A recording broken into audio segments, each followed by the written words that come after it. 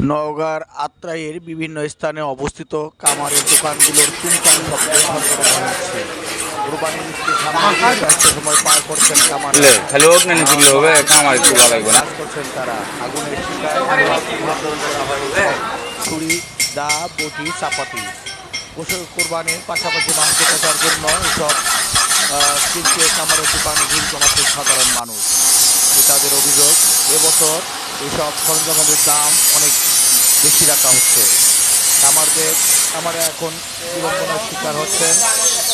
কামারদের সঙ্গে কথা বলে জানা যায় শিল্পের প্রধান কয়লার দাম বেড়ে গেছে। সরজমিনে গিয়ে দেখা যায় দূর থেকে পাওয়া যাচ্ছে হাঁপড়ের হাঁসফাঁস আর হাতুড়ি পেটার শব্দ। লোহার হাতুড়ি পেটায় ছড়াচ্ছে স্ফুলিঙ্গ। সেখানে দিন রাত অবিরাম চলছে কাজ আর কাজ। কামাররা জানান বছরের 11 মাস তাদের ব্যবসা হয় একরকম, আর কোরবানির ঈদের আগে 1 মাসের ব্যবসা হয় আরেক রকম।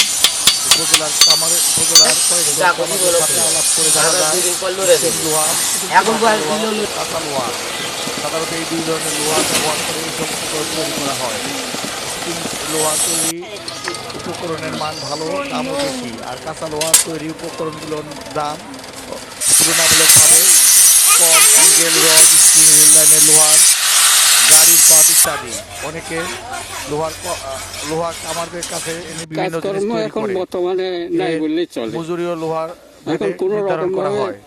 জীবনটা ধারণ করে আছে কামারদের কাছ থেকে লোহা যদি সরকার জিনিস তৈরি করে বা রেডিমেড বানানো জিনিস নিয়ে যায় তাহলে আরো জানান 20-25 বছর থেকে এই যে কামারি কাজগুলো করে এরা, কাজগুলো মোটামুটি আলহামদুলিল্লাহ ভালো, খুব সাশ্রয় মূল্যে করে এরা। তাদের কোনো উন্নতি নাই বলতে সরকারের কোনো অনুদান নাই এদের।